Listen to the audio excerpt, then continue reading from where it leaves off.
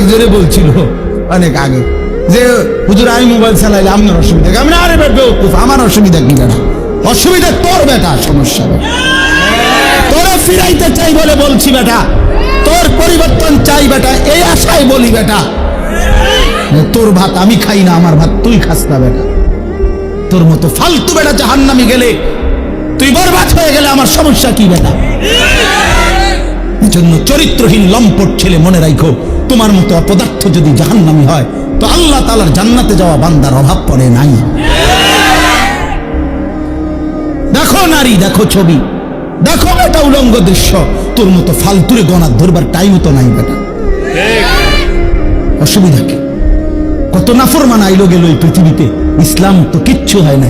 ইসলামের উপরে পালনকারী, ইসলাম মাননেওয়ালা, আল্লাহর কসম, যেদিন নবী সাল্লাল্লাহু আলাইহি সাল্লামের জামানা থেকে আজ পর্যন্ত সর্বযুগে আল্লাহকে সেজদা দেওয়ালা, তাহাজ্জুদ পড়া, কোরআন পড়া, আল্লাহর কোরআন হিফজ করা, আল্লাহর দ্বীন মানার লোকের কোন যুগেই ঘাটতি হয় নাই, হবেও না ইনশাআল্লাহ। তো তোমার মতো ফালতু বেটা কামে লাগলে তোমার লাভ, তুমি বরবাদ হইলে কার কি সমস্যা? আমাদের কি সমস্যা? আমার কি সমস্যা বেটা? বউ, তোর সমস্যা বেটা, তোর সমস্যা। জাহান্নামের আগুনে কষ্ট পাইবি বাপ, এই জন্য তোর ফিরাইতে চাইছিলাম। খবরের আযাবে কষ্ট পাইবি বেটা, এই রং তামাশার ফুর্তি শেষ হয়ে যাবে, রঙিন ঘুড়ি কাইটা পড়বে একদিন।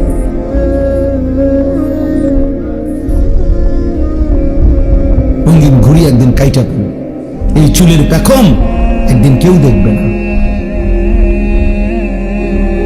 এই যৌবনের অহংকার দোস্ত কেউ দেখে না। এ দেখতে দেখতে ফুরায় যায়, দেখতে দেখতে হারায় যায়,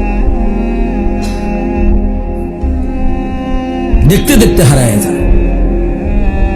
এই জন্য দোস্ত এটা ফিকির করা উচিত। আল্লাহ তাআলা বলছে, বান্দা ওয়ালি তুকমিলুল ইদ্দা, আমি চেয়েছিলাম তুমি আমার পুরোটা মাস পুরা করো, সবগুলো বন্দিগি পুরা করবা, পুরা করো, পুরা করো। আল্লাহ বলছে পুরা করো, কঠিন হবে না বান্দা, আমি পারবো না। পারবা বান্দা, আল্লাহ বলতেছে পারবা, আমি জানি তুমি পারবা, তুমি না পারলে আমি তোমারে দিতাম। লা ইউকাল্লিফুল্লাহু নাফসান ইল্লা উসআহা, আমি আমার বান্দার উপরে সাধ্যের অতিরিক্ত কিচ্ছু চাপাই না, কিচ্ছু চাপাই, কিচ্ছু চাপাই না।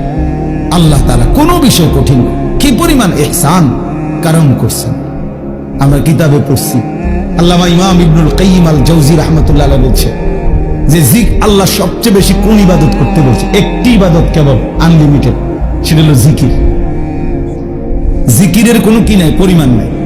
প্রতিদিন 10,000 বার জিকির করলে যথেষ্ট না এমন কথা নাই, আবার 1000 বার করলে হইছে না এমনও নাই।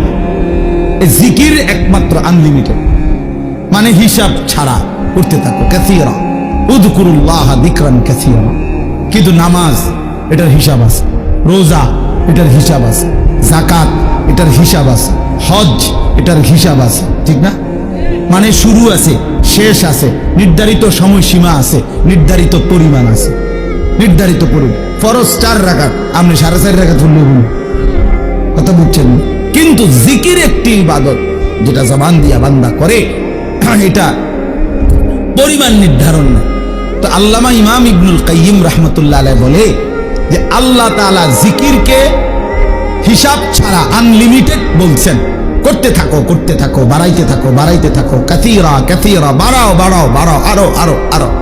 তো আল্লাহ তাআলা এই জিকির করার জন্য যেই জিহ্বাটা দিবেন, যেই অঙ্গটা, এটার নাম জিহ্বা, তো এটা বানাইছেনও আল্লাহ তাআলা এমন, যেটা করতে বলছেন আনলিমিটেড, এটা করার জন্য এমন একটি অঙ্গ দিছেন, এটাই একমাত্র মানব দেহের অঙ্গ, যেটা একই সাথে লক্ষবার কোটিবারও ব্যবহার করলেও এটা কোনো অসুবিধা হয় না।